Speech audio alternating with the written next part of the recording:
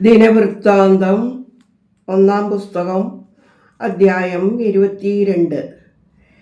ഇത് കർത്താവായ ദൈവത്തിൻ്റെ ആലയം, ഇത് ഇസ്രായേലിന് ഹോമയാഗപീഠം എന്ന് ദാവീദ് പറഞ്ഞു. അനന്തരം ദാവീദ് ഇസ്രായേൽ ദേശത്തുള്ള അന്യജാതിക്കാരെ വിളിച്ചു വരുത്തുവാൻ കൽപ്പിച്ചു. ദൈവത്തിൻ്റെ ആലയം പണിയുവാൻ ചതുരക്കല്ല് ചെത്തേണ്ടതിന് അവൻ കൽപ്പണിക്കാരെ നിയമിച്ചു. ദാവീദ് പടിവാതിൽ കതകുകളുടെ ആണികൾക്കായും കൊളുത്തുകൾക്കായും വളരെ ഇരുമ്പും തൂക്കമില്ലാതെ വളരെ താമ്രവും അനവധി ദേവദാരുവും ഒരുക്കി വച്ചു. സീദോന്യരും സോര്യരും അനവധി ദേവദാരു ദാവീദിൻ്റെ അടുക്കലെത്തിച്ചു.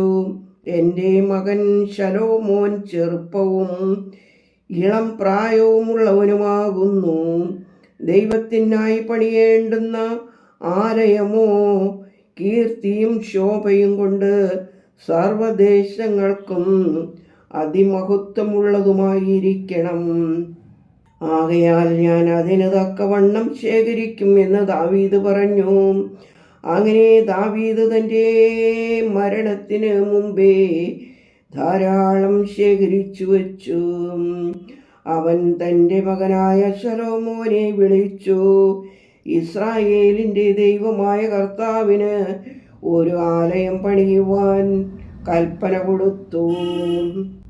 ദാവീദ് ശലോമോനോട് പറഞ്ഞു, മകനെ, ഞാൻ തന്നെ എൻ്റെ ദൈവമായ കർത്താവിൻ്റെ നാമത്തിന് ഒരു ആലയം പണിയുവാൻ താല്പര്യപ്പെട്ടിരുന്നു.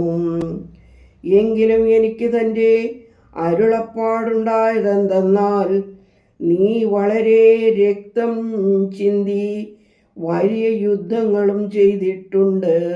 നീ എൻ്റെ നാമത്തിന് ഒരു ആലയം പണിയരുത്. നീ എൻ്റെ മുമ്പാകെ ഭൂമിയിൽ വളരെ രക്തം ചിന്തിയിരിക്കുന്നു. എന്നാൽ നിനക്കൊരു മകൻ ജനിക്കും, അവൻ സമാധാന പുരുഷനായിരിക്കും. ഞാൻ ചുറ്റുമുള്ള അവൻ്റെ സകല ശത്രുക്കളെയും നീക്കി അവന് വിശ്രമം കൊടുക്കും. അവൻ്റെ പേർ ശലോമോൻ എന്ന് ആയിരിക്കും. അവൻ്റെ കാലത്ത് ഞാൻ ഇസ്രായേലിന് സമാധാനവും സ്വസ്ഥതയും നൽകും. അവൻ എൻ്റെ നാമത്തിന് ഒരു ആലയം പണിയും. അവൻ എനിക്ക് മകനായും ഞാൻ അവന് പിതാവായും ഇരിക്കും. ഇസ്രായേലിൽ അവൻ്റെ സിംഹാസനം ഞാൻ എന്നേക്കും നിലനിർത്തും. ആകയാൽ എൻ്റെ മകനെ, ദൈവം നിന്നോടുകൂടി ഇരിക്കുമാറാകട്ടെ. നിന്റെ ദൈവമായ ദൈവം നിന്നെക്കുറിച്ച് അരുളി ചെയ്തതുപോലെ നീ കൃതാർത്ഥനായി അവൻ്റെ ആലയം പണിയുക. നിന്റെ ദൈവമായ കർത്താവിൻ്റെ ന്യായപ്രമാണം നീ ആചരിക്കേണ്ടതിന് താൻ നിനക്ക് ജ്ഞാനവും വിവേകവും തന്ന് നിന്നെ ഇസ്രായേലിന് നിയോഗിക്കുമാറാകട്ടെ. ഞാൻ ഇസ്രായേലിനു വേണ്ടി മോശയോട് കൽപ്പിച്ച പ്രമാണങ്ങളും വിധികളും നീ അനുസരിച്ചാചരിക്കുമെങ്കിൽ നീ കൃതാർത്ഥനാകും. ധൈര്യപ്പെട്ടു ഉറച്ചിരിക്ക, ഭയപ്പെടരുത്, ഭ്രമിക്കുകയും അരുത്.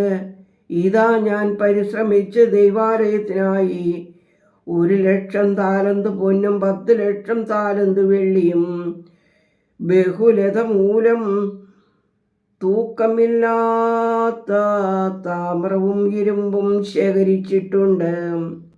മരവും കല്ലും കൂടെ ഞാൻ ഒരുക്കി വച്ചിട്ടുണ്ട്. നിനക്ക് ഇനിയും അതിനോട് ചേർത്ത് കൊള്ളാം. നിന്റെ സ്വാധീനത്തിൽ കല്ലുവെട്ടുകാർ, കൽപ്പണിക്കാർ, ആശാരികൾ എന്നിങ്ങനെ അനവധി പണിക്കാരും സകലവിധ കരകൗശല വിദഗ്ധരും ഉണ്ടല്ലോ. പൊന്ന്, വെള്ളി, താമ്രം, ഇരുമ്പ് എന്നിവ ധാരാളമുണ്ട്. ഉത്സാഹിച്ച് പ്രവർത്തിച്ചു കൊള്ളുക.